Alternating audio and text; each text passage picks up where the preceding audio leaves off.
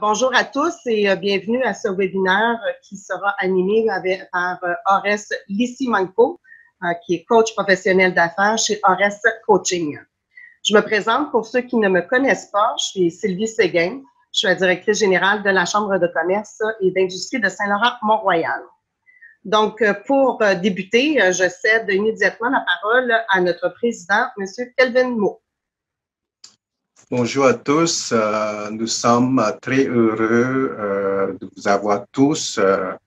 Malheureusement, en ce moment difficile, la Chambre est toujours là avec vous, de vous informer, de travailler ensemble, de traverser ce moment difficile. Au nom de la Chambre, nous voulons remercier nos partenaires financiers comme Arrondissement Saint-Laurent, le maire Alain de Souza, toute son équipe, la ville de Mont-Royal, M. Philippe Roy et aussi son équipe, aussi sans oublier Desjardins Entreprises, aussi nos partenaires, nous tenons de leur remercier. Comme vous savez, cette formation vous permet vraiment d'avoir des outils, d'attaquer vos stratégies, de mettre en place, de permettre de continuer à faire fonctionner vos affaires. Ça fait que sans retarder, je vous souhaite toute une bonne formation avec Ores Coaching. Je vais lui céder la parole. À très bientôt. Merci beaucoup. Merci Kevin, merci Sylvie. J'aimerais vous souhaiter la bienvenue à cette conférence « Comment préparer maintenant la relance des affaires reliées à la COVID-19 ». J'aimerais remercier la Chambre pour cette opportunité et vous remercier en tant que participant à assister à cette conférence. Mon objectif est qu'à la fin de cette conférence, que vous puissiez partir avec quelques idées, des outils que vous pourriez utiliser dès maintenant dans votre entreprise ou votre pratique professionnelle. Il y aura un témoignage et une période de questions à la fin de la conférence. Il y aura deux moyens de poser des questions, soit en utilisant l'onglet « Lever la main » que vous trouverez en bas de votre écran ou le chat. Sylvie va réactiver le micro et la vidéo et vous serez en mesure de poser la question directement. Live, comme on dit. On souhaite que le webinaire soit participatif. Si vous avez des commentaires, des suggestions, des expériences lors des questions, vous pouvez les partager à tous. Je pense que ça serait une bonne idée. Et encore, merci beaucoup et on commence.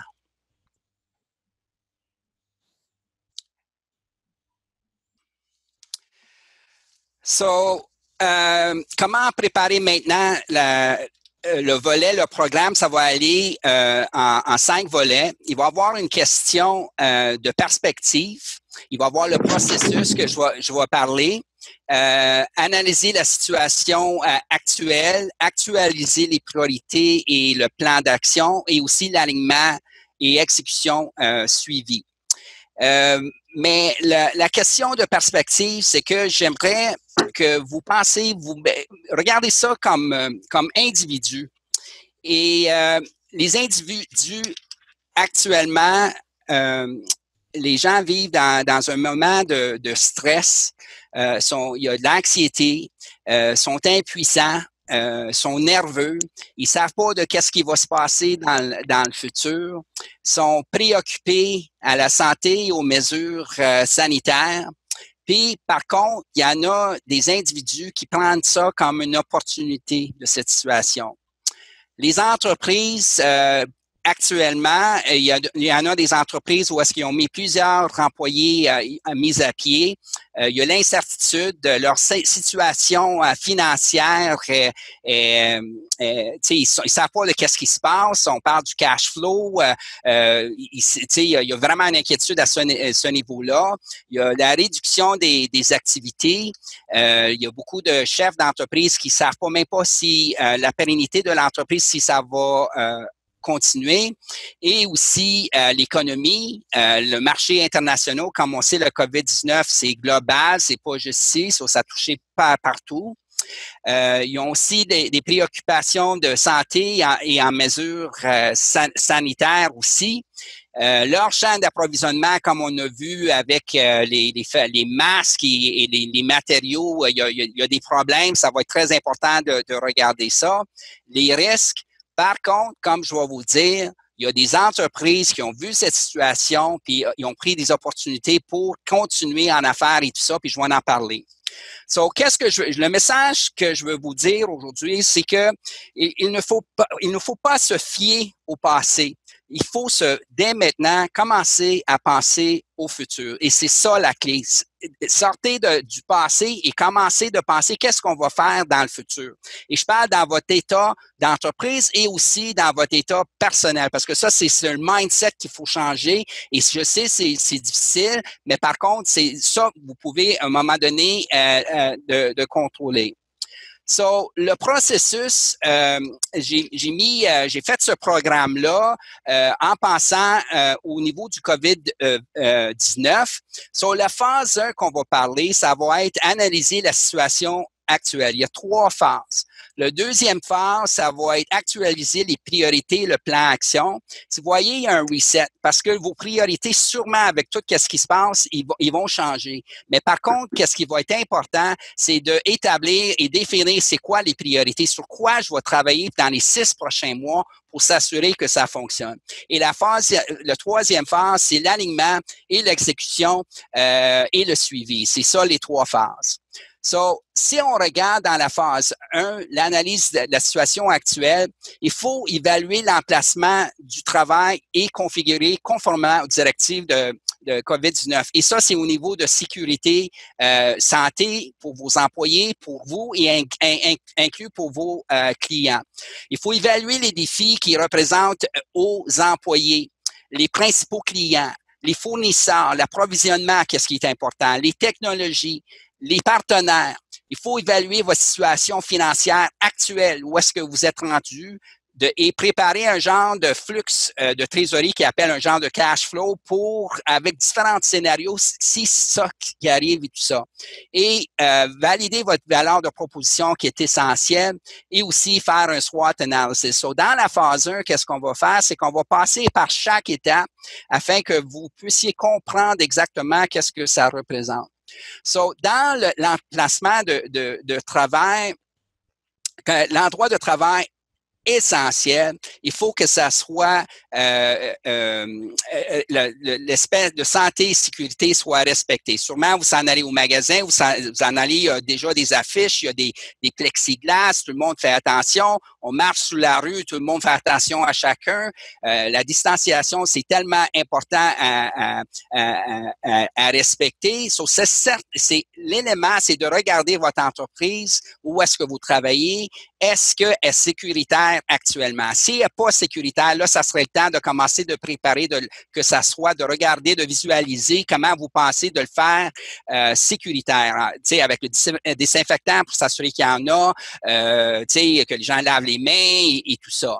Un autre aspect que les gens font, c'est que l'aspect de télétravail. Là, il y a beaucoup d'entreprises qui sont en télétravail. Cet élément-là, aussi, c'est important de s'assurer que vos employés qui travaillent à la maison ou quoi que ce soit sont en sécurité. Et ça, c'est important de poser des questions parce que sont vos employés et c'est essentiel. Aussi, l'important, c'est aussi intégrer les technologies actuellement. Et ça, on va en parler tout à fait pour s'assurer que la technologie fonctionne dans tout ça, dans votre emplacement de travail. Vous allez voir Déco-Décal, ça, c'est 2 stickers que je pris de son site. Il va y avoir un témoignage tantôt de Christian qui va en parler de son expérience. So, évaluez les défis concernant vos employés. Qu'est-ce que je veux dire? Vos employés sont la clé de votre succès. Et ça, je vais vous répéter. Vos employés sont la clé de votre succès. Et c'est tellement important que vous prenez soin de eux. En faisant la communication régulièrement, même les gens qui sont en télétravail, c'est essentiel de communiquer avec eux au moins journalièrement pour voir comment est-ce que ça va. Comment est-ce qu'ils se sentent? Comment est-ce que ça te rend? Puis je parle pas au niveau d'objectif que si tu as fait ton travail ou quoi que ce soit. Comment est-ce que eux ils sentent personnellement? Et j'ai mis une petite phrase, comment ça va? Demandez humainement comment est-ce que ça va et soyez à l'écoute de qu'est-ce qu'ils disent. Parce que, comme je vous dis, c'est votre clé puis c'est important que vous preniez soin de eux. Troisième élément, c'est de s'assurer que vous faites votre planification en fonction de votre besoin. En disant, quand vous allez faire vos projections, je vais en parler encore, en fonction de vos besoins de production, en fonction de l'intégration, si à un moment donné, vous allez intégrer vos employés au télétravail, parce que sûrement, c'est ça qui va arriver dans le futur. Il va y avoir plus de monde qui vont travailler en télétravail. Comment est-ce que vous pourriez le faire aussi? Et important aussi, c'est de s'adapter aux changements et faire preuve de flexibilité et transparence. Et comme je parle comme leader, la transparence est essentielle. Si ça va mal, dites-les que ça va mal et qu'est-ce qu'on pourrait faire pour que ça aille mieux. Demandez des solutions parce que vos employés seront capables de vous aider à ce niveau-là. Découragez-vous pas du tout à ce niveau-là et soyez flexibles. C'est important dans qu'est-ce qu'on fait. Il y a aussi, s'ils sont en arrêt de travail, il y a beaucoup de programmes, par exemple le PACME, où est-ce que vous pouvez leur offrir un programme de formation pour les aider. Le plus de formation qu'ils ont, le plus d'engagement qu'ils vont avoir vers votre emploi et le plus ils vont être plus heureux et tout ça. Et ça aide au niveau de culture d'entreprise. Il y a des programmes subventions salariales temporaires actuellement que je ne veux pas aller en détail, mais aussi le PACME, que le gouvernement, ils ont mis ces programmes-là en place pour aider les entreprises. Puis quand je vais me répéter, prenez soin de vos employés. All right? Le deuxième élément, c'est comment est-ce que vous devrez faire, qu'est-ce que vous devez faire avec vos clients, vos partenaires, parce que eux autres aussi, ça a affecté. En effet, c'est important de garder contact avec votre clientèle. C'est essentiel. Demandez comment ça va. Parlez pas de que si vous doit de l'argent tout de suite ou quoi que ce soit. Commencez la conversion. Comment ça va? Comment sont les choses? Encore humainement, parce que c'est important. Tout le monde vit la même situation actuelle. J'ai eu des appels, les gens m'appellent et disent comment ça va? J'étais comme, et il n'y avait même pas de raison. Je voulais juste savoir comment est-ce que ça allait. Faites-le la même affaire. Et j'ai fait la même chose à d'autres clients. C'est essentiel parce que ce sont vos clients. Il faut prendre soin d'eux aussi. Aussi, l'important, c'est souvent, vous avez des commandes avec ces clients-là, c'est de les appeler, de confirmer les commandes. Est-ce que sont prévues, sont pas prévues? Qu'est-ce qui va arriver? Qu'est-ce qui se passe dans ce secteur-là? Les comptes à recevoir, sûrement, il y a beaucoup des clients qui sont en arrêt, mais qu'est-ce qui va arriver avec mes comptes à recevoir? Moi, qu'est-ce que je vous dis? Appelez les clients, demandez de qu'est-ce qui peut arriver, qu'est-ce qu'il peut faire, quelle sorte d'arrangement que vous puissiez faire avec ça, parce que si vous recevez pas vos comptes à recevoir, vous n'êtes pas capable de payer vos payables. En effet, ça va faire comme une boule de neige, mais c'est important de les appeler et demander qu'est-ce que vous pourrez faire. En même temps, ça pourrait vous donner une opportunité de vendre d'autres produits, si je peux vous dire. Puis aussi, les comptes à recevoir, ça va vous aider avec votre cash flow, le flux de trésorerie. Et aussi, ceux qui produisent au Québec, qu'est-ce qui est important, c'est que, je ne sais pas si vous êtes au courant, mais sûrement vous êtes au courant, le gouvernement il a mis une initiative, le panier bleu. Je vous suggère, je vous encourage de vous inscrire à ça parce que notre premier ministre Legault, il aimerait qu'on soit self-suffisant. Et vous savez que ça fait du sens. Même nous autres, comme entrepreneurs, on devrait devenir self-suffisant. Voir qu'est-ce qu'on pourrait faire.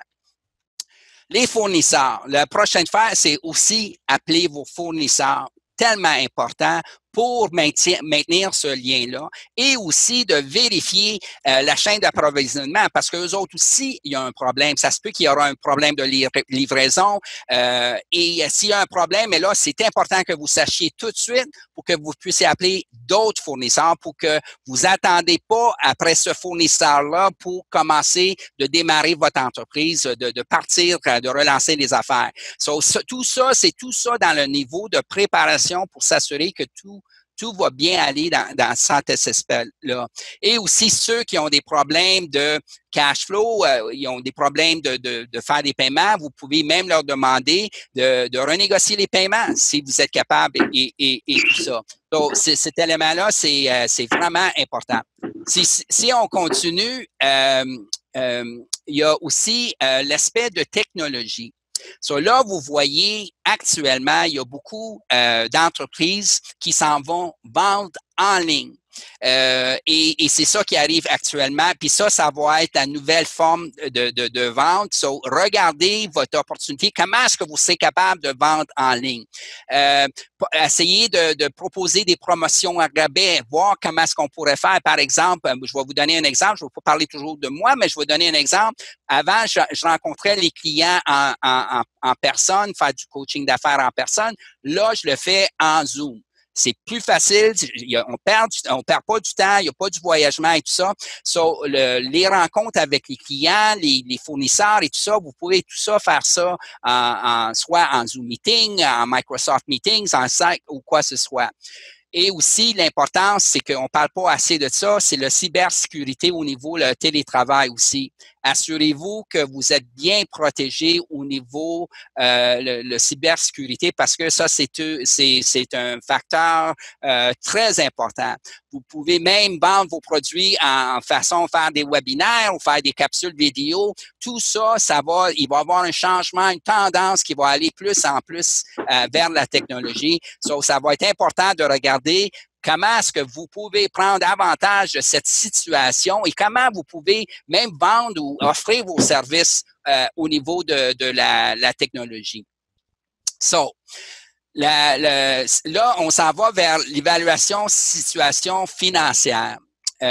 L'évaluation situation financière, essentiel, c'est que si vous n'aviez pas fait à date, là, ça va être important que vous préparez un état financier intérimaire à date. On dit fermeture 31 mars, 28 février ou 30, on regardera 30 avril, de regarder la situation, c'est quoi la situation actuelle, qu'est-ce qui se passe dans mon entreprise. C'est essentiel pour savoir combien d'argent, si vous perdez de l'argent, où est-ce qu'on est. Analysez vos recevables. C'est essentiel de regarder qui vous doit de l'argent, ligne par les 60 jours, 90 jours, quoi que ce soit. Les payables, regardez vos payables.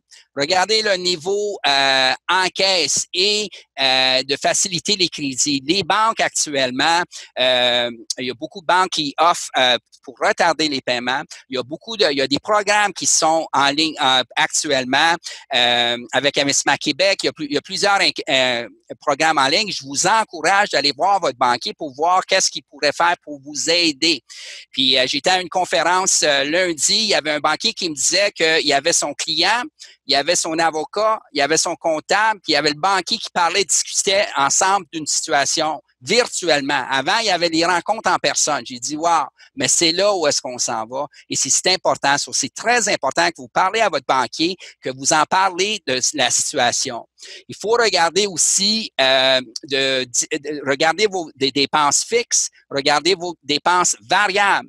Dépenses fixes comme le loyer, est-ce que je suis capable de reporter mes paiements, de parler au propriétaire? Mes paiements, est-ce que je suis capable de reporter mes paiements pour penser à ce fameux cash flow, pour enfouir ce cash flow? Qu'est-ce que je pourrais faire? Regardez les frais variables que vous serez capable d'enlever. Y a-t-il des choses que je peux peut-être retarder actuellement de dépenser pour être capable de être mesure de faire ça?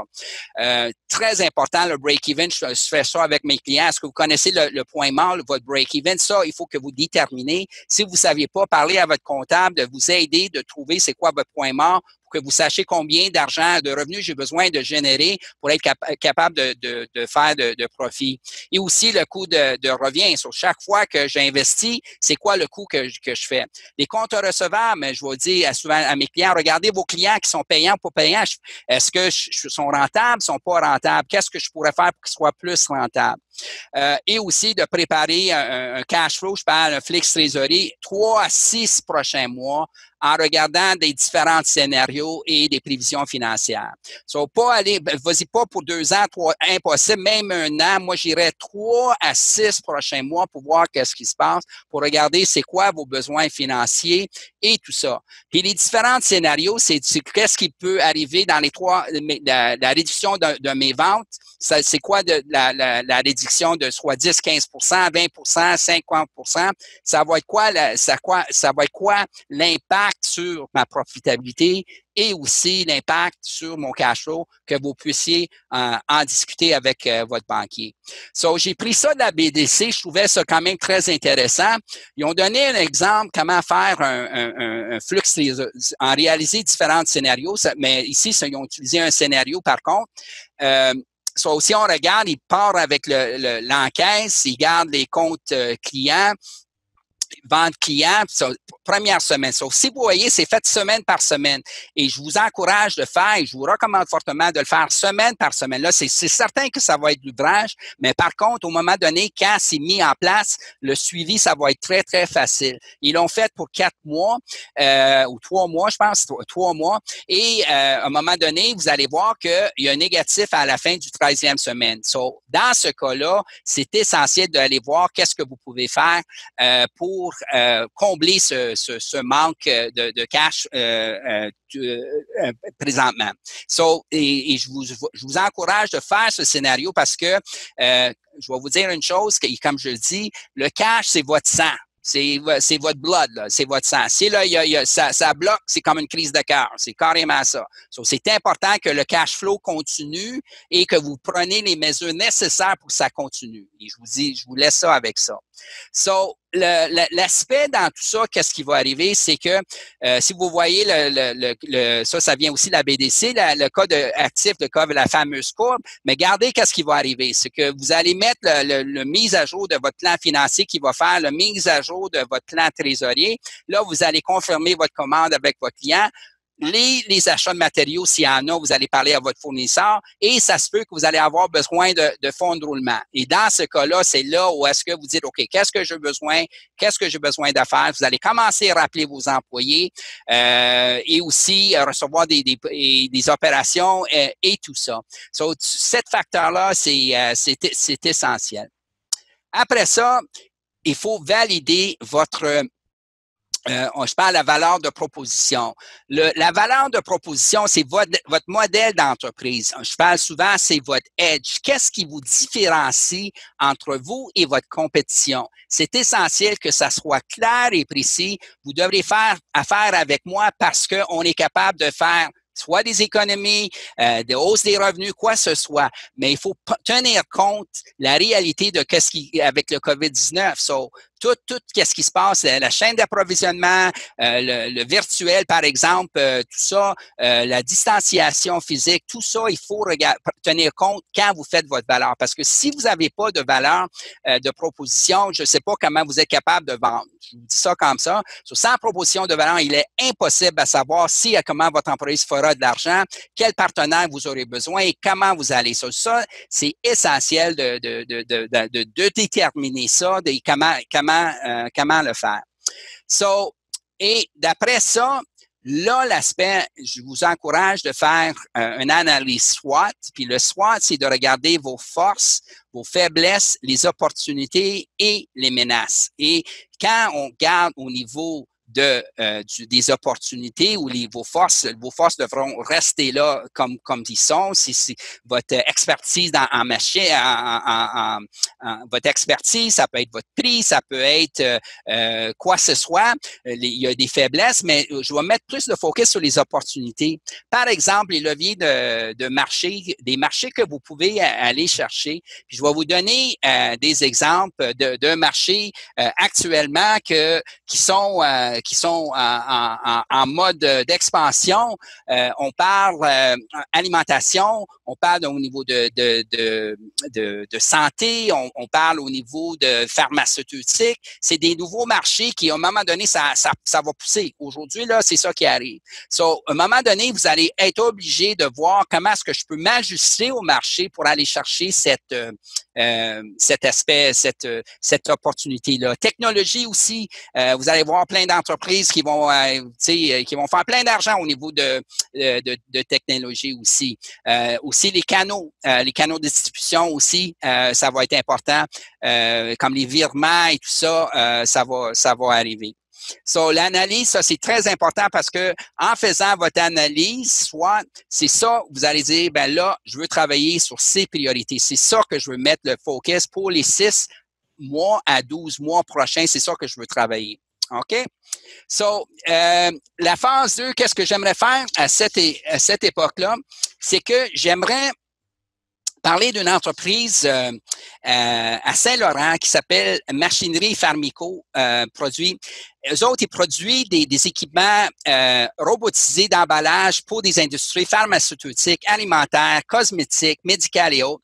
Et en réponse de cette crise sanitaire, Machinerie Pharmaco, c'est une entreprise à Ville-Saint-Laurent, ont été capables de produire et intégrer en temps record de 2 semaines, juste pour vous donner, qui ont vu l'opportunité, que ça a pris normalement 3 mois habituellement, une nouvelle ligne d'automatisée de fabrication de gel désinfectant, notamment pour leur compte géant de L'Oréal. Ça, c'est une entreprise qu'ils ont vu l'opportunité, ils ont changé leur façon de faire pour prendre avantage de cette situation. Je ne sais pas si vous aviez attendu pour Samuelsen, par exemple, ils ont vendu, ils vendent des vêtements pour hommes, des habits pour hommes.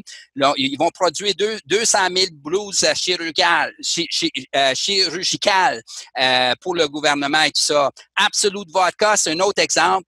Sont en train de produire des désinfectants pour les mains à travers qui sera donné à des personnes aux besoins en collaboration avec le gouvernement et aussi les autorités communautaires. So, j'aimerais prendre cette opportunité-là aussi de vous présenter Christian Orfali de Déco-Décal pour faire un petit témoignage de son expérience avec la situation actuelle et qu'est-ce qu'il a fait. C'est un entrepreneur, puis je vous laisse la parole, Christian. Merci. Oui, merci Oreste. En fait, premièrement, j'aimerais remercier Oreste pour ce webinaire. C'est vraiment très essentiel et très important dans ce temps très difficile. Comme tout le monde, je crois que nous avons eu ce petit choc au départ et on tombe en mode de survie. Et on est en train de penser qu'est-ce qui se passe autour de nous, avec notre entreprise, avec notre famille, la santé et tout ça. Mais par la suite, on était capable de faire un petit virage très rapide pour s'adapter au marché. Quelque chose qu'on avait en tête depuis un certain temps, de développer un site transactionnel pour les ventes en ligne. Donc, on a décidé d'aller de l'avant avec ce projet. Et on a mis en ligne notre site Internet transactionnel et on a commencé à offrir tous les produits qui seront en fait essentiels pour les manufacturiers et les commerces qui sont ouverts toujours, donc comme les pastilles à plancher et tout ça. Normalement, notre clientèle est à peu près 70% qui œuvrent dans l'événementiel. Et dans ce moment-là, on a perdu une bonne partie de notre clientèle. Donc, on s'adapte au marché maintenant. On offre d'autres produits qui peuvent être utiles et en même temps, on est capable de continuer de fonctionner. Donc, je crois que la flexibilité et l'innovation, c'est le mot d'ordre dans cette période. OK, merci beaucoup, Kevin. Christian, merci beaucoup. Merci. Okay. Merci à toi. OK. Bon, on va continuer. La phase 2, c'est actualiser les priorités et le plan d'action. So, après que vous terminez votre analyse SWOT, là, vous devrez au moins avoir 3 priorités, si possible. Je veux dire maximum 3 priorités. Vous ne devrez pas avoir plus. Vous pouvez commencer avec 1, 2, ou 3, mais des priorités qui vont générer rapidement des affaires et rétabliront la situation.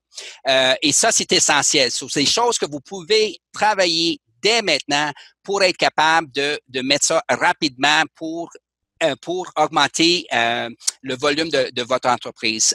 Deuxièmement, c'est de préparer un plan d'action pour les 6 prochains mois en utilisant SMART. So, moi, je dis 6 mois, pas plus, peut-être pas plus que 6 mois parce que ce plan d'action, ça va être important qu'il soit flexible parce que s'il y a des changements, par exemple, le gouvernement il dit on va commencer à ouvrir cette date-là, puis là, il décide de changer ça pour une autre date, mais là, à un moment donné, il faut s'ajuster en conséquence. Mais par contre, vous faites ça à 6 mois, puis après ça, vous pouvez le renouveler à chaque 6 mois ou l'ajouter, tout ça.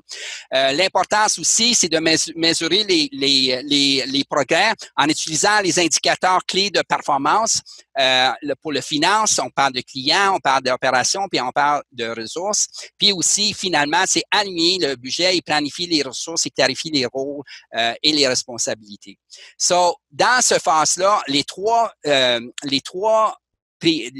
priorités, qu'est-ce qui sont essentielles, c'est qu'ils soient maximum 3. Cette priorité devra être partie de votre vision, votre mission. Ça, c'est important aussi parce que là, vous n'aimeriez pas de changer où est-ce que vous s'en allez. Il faut où vous changez votre vision, mais il faut qu'elle soit en ligne avec vos visions et pour vaincre la concurrence que je dis, pour atteindre vos objectifs et votre croissance, qu'est-ce que vous aviez besoin et aussi la valorisation de l'entreprise parce que certainement, les valeurs des entreprises, actuellement, il vont y avoir quelques-uns qui vont diminuer. Ça, je peux vous dire. De là, vous pouvez demander quels sont les paramètres du succès et quel est le montant d'investissement requis pour de mettre ces priorités-là en place. Combien d'argent que j'ai besoin de faire? Y a-t-il besoin d'investissement dans ça? Mais si vous investissez, il faut calculer le retour d'investissement, right? Ça vaut-tu la peine? Puis aussi, quels sont les risques en mettant ça? Et aussi, y a-t-il des objections? Y a-t-il des éléments dans ça? Et aussi, quels sont les autres détails qui sont partagés aussi? Et quand je parle de partager, moi, je parle aussi de partager avec vos employés. Ça, c'est important. À un moment donné, vous avez choisi vos priorités. Là, après ça, la clé, ça va faire un plan action pour chaque priorité. C'est ça qui est important. Puis moi, qu'est-ce que je recommande aussi, c'est si vous avez une grande entreprise, c'est d'avoir une personne responsable pour cette priorité. Vos réunions de direction, si vous faites, vos réunions devraient être toujours en ligne avec ces priorités, que tout le monde pense de la même façon, où est-ce qu'on est, où est-ce qu'on s'en donne. Vous donnez du feedback, où est-ce qu'on est rendu. Puis si ça va pas, dites-les que ça va pas. C'est très important comme leader d'être transparent. Si vous n'êtes pas transparent, ça ne marchera pas. Je vous dis ça, tout ça. So l'important, c'est de travailler sur des choses qui pourraient réaliser votre vision. Comme je vous dis, faites-les pour 6 à 12 mois et aussi d'aligner le budget en ligne avec tout ça. C'est essentiel. Là, si je parle pour mesurer le progrès, je vous recommande de mettre des indicateurs, des Key Performance Indicators, c'est en anglais, mais des indicateurs de succès pour voir comment est-ce que ça fonctionne, les priorités. Parce que quand vous allez faire votre plan action, c'est certain que vous aimeriez avoir un résultat à la fin de ce résultat. Comment est-ce que je suis capable de mesurer ce résultat? Est-ce qu'il serait réaliste? Et d'ici quand je veux avoir ces résultats-là? Et c'est pour ça que le flux de trésorerie s'en va avec ça parce que votre budget va aller en ligne avec vos priorités. La ratio de productivité, ça va être important aussi. Il faut aussi regarder le nombre d'employés. J'ai-tu besoin que je vais avoir besoin pour réaliser ces priorités-là, ces objectifs-là? Quel impact sur les ventes ça va donner? Comme ça va être quoi? Les carnets de commandes? Tout ça, il faut regarder ça. Et aussi, ce que vous mettez et vous faites comme un genre de projection pour savoir qu'est-ce que c'est. Puis aussi, très important de regarder de chaque fois que de rentabiliser les commandes aussi. Est-ce qu'elles sont rentables ou non? Si elles ne sont pas rentables, qu'est-ce que je pourrais faire pour qu'ils soient plus rentable et qu'est-ce qu'on pourrait faire pour que ça aille mieux. Et ça, ça prend du travail, mais par contre, c'est important de déterminer parce que je vous dis, c'est vos chiffres qui vont vous dire où est-ce que vous devriez s'en aller. Vous allez avoir vos priorités, mais si les chiffres ne marchent pas, ça marche pas, vous allez être obligé de changer, de vous ajuster en conséquence. Et c'est pour ça que souvent, avec mes clients, je leur demande qu'ils préparent des bilans mensuels, pas à chaque année, qu'on sait exactement des budgets aussi, qu'on sait où est-ce qu'on s'en va pour qu'on puisse suivre le plan où est-ce qu'on pour réaliser. C'est essentiel, ça. La phase 3, là, ça va être important d'aligner et aussi l'exécuter sur toutes vos priorités, tout qu'est-ce que vous faites, c'est que vous alignez avec tous vos employés, que tout le monde soit au courant de qu'est-ce qui se passe. Moi, j'ai des entreprises qui parlent à leurs employés une fois, deux fois par jour. Ils disent où est-ce qu'on est, où est-ce qu'on s'en va, c'est quoi notre objectif, et voici comment toi tu vas contribuer à ça pour réaliser notre objectif. Et aussi la communication et tout ça. So, le but aussi, c'est pour accroître le part du marché, c'est, quand je parle souvent, éliminer la concurrence, mais on élimine la concurrence, mais aussi, qu'est-ce qu'on veut? C'est qu'on veut aussi donner une valeur à l'entreprise aussi. So, ça se peut que vos priorités, vous allez peut-être besoin de la formation, peut-être vous allez besoin de vérifier vos processus de service actuels, qu'est-ce que j'ai besoin pour être capable de le faire. Puis aussi, si vous donnez, comme j'ai mentionné, la formation et tout ça, puis vous partagez l'information avec vos employés, et ça va augmenter l'appartenance. Parce qu'aujourd'hui, et je vais vous dire, les gens ne restent pas. Parce que c'est pas à cause des salaires, c'est parce qu'ils ne sentent pas ils font partie d'une entreprise, d'une vision ou quoi que ce soit. Et la raison pourquoi est-ce qu'ils font pas, c'est qu'il y a un manque de communication de la direction qui s'en va jusqu'en bas aux employés. Et malheureusement, c'est ça. Et malheureusement, c'est que qu'est-ce qui arrive? Les gens ne sentent pas et qui font partie de ça. So, ils quittent, ils s'en vont à quelques places d'autres. Puis les valeurs de vos valeurs, j'en ai pas parlé, mais c'est très important que vous sachiez vos valeurs de votre entreprise pour qu'ils soient en ligne avec tout ce que vous faites et aussi avec les gens que vous travaillez puis vos employés. Ça, c'est essentiel parce que s'ils sont pas en ligne, ça marchera pas.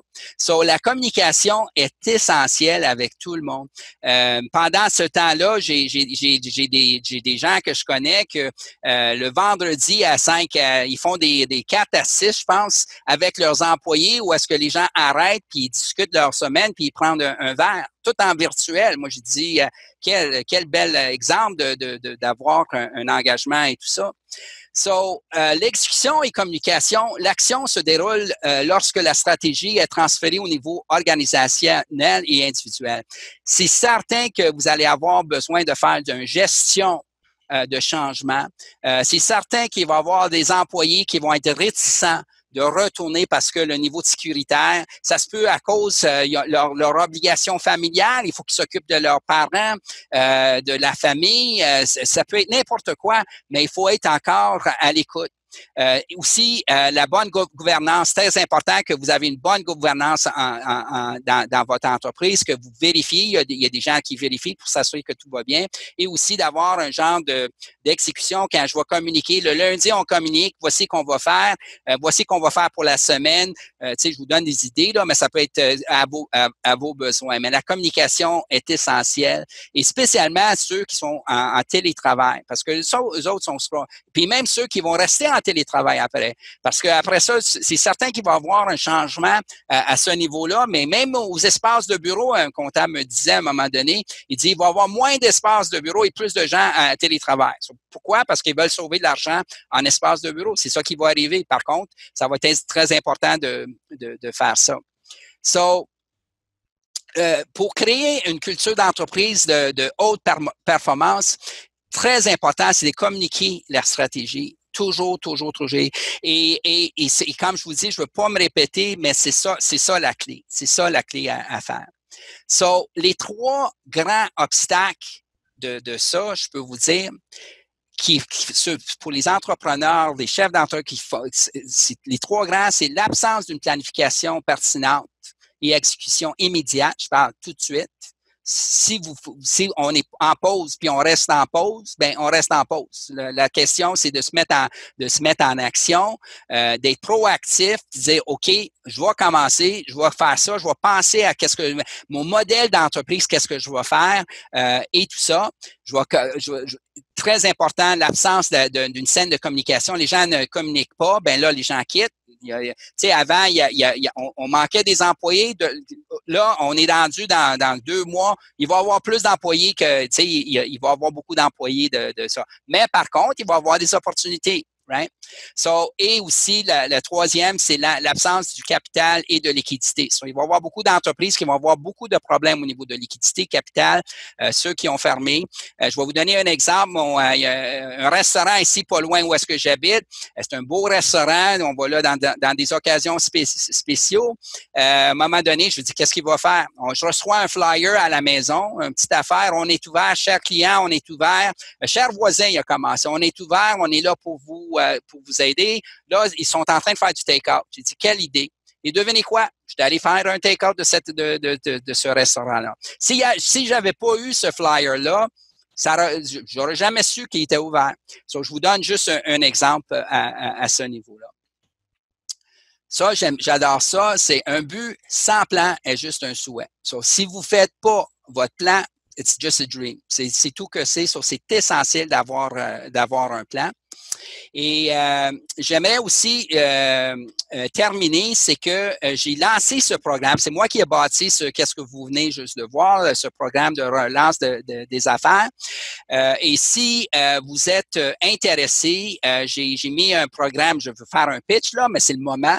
Un programme de 6 semaines, c'est 3 heures par semaine pour vous aider, pour vous accompagner dans votre démarche pour la relève de votre entreprise. So, si vous êtes intéressé, vous pouvez me contacter et je pourrais vous donner plus d'informations. Et aussi, ce programme pourrait être éligible au PAC, juste pour vous dire, au programme du gouvernement. Et à la fin, j'aimerais juste vous dire merci beaucoup pour votre participation. J'espère que vous partez avec au moins quelques idées que vous puissiez utiliser pour partir la relève de votre entreprise. Là, Sylvie, je ne sais pas s'il y a des questions. On pourrait peut-être poser à des questions. Si les gens veulent mettre leurs mains, je suis là pour vous. Ça me fera plaisir. Il reste encore quand même, c'est bon, 15 minutes à peu près. So, si vous avez des questions sur n'importe quoi, si vous avez des commentaires, si vous avez des suggestions pour les participants qui sont là, que vous avez vécu, que vous pouvez, vas-y, c'est le temps, c'est le moment. Moi, je vous encourage de partager. Je suis là pour vous. Et c'est ça. C'est tout que je peux vous dire. Oreste, est-ce que vous m'entendez? Oreste, là, j'ai pas de main levée, mais je ne sais pas si les gens sont au courant comment le faire. Si moi, je vois pas les mains levées, je peux pas nécessairement céder le micro. Je ne sais pas s'il y en a aussi qui veulent peut-être écrire de quoi dans le chat si jamais vous n'êtes pas capable de faire lever la main. Alors, je ne sais pas s'il y avait des questions. Je vois que Benoît Bélanger a écrit « Belle présentation, bravo, merci ». Par contre, c'est juste moi qui la vois, alors je le partage avec tous. OK. Est-ce qu'il y en a qui voudraient que je cède le micro? Donc, je vais prendre la parole, Oreste, si tu permets. Oui. Merci, Oreste, pour cette belle présentation. Je suis certaine que les gens vont partir, du moins en tout cas avec des bonnes idées et j'espère des pistes de solutions. Moi, je vais me permettre pour la Chambre vous dire qu'on tient une autre conférence virtuelle avec l'honorable Mélanie Joly, qui est la ministre du Développement économique et des langues officielles. Et ça va avoir lieu le 11 mai prochain à 11h15 jusqu'à midi. Donc, si je ne vois pas de main, ça conclut le webinaire. Puis, je remercie à tout le monde d'avoir participé. J'espère qu'on va se revoir. Nous avons enregistré le webinaire, donc elle sera disponible, cette vidéo, sur notre site et sur YouTube. Merci beaucoup à tout le monde.